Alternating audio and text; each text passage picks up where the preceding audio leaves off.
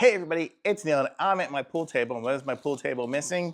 Well, not anymore, it's not. It's pool cues. Check it out here. Oh, sorry I have a bad wrist, but let me open these up here and I'll show you what we have. So we have a set of 1, 2, 3, 4 pool cues. And I'll just open up one here to show you guys how it all connects together.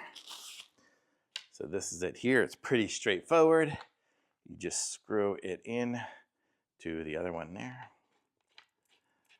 Okay, and so now I have a pool cue and it has the little rubber tip on the end of it. I usually like to grind it a little bit and then chalk it. So I will do that. But let's see how straight these are out of the box. And ooh, look at that.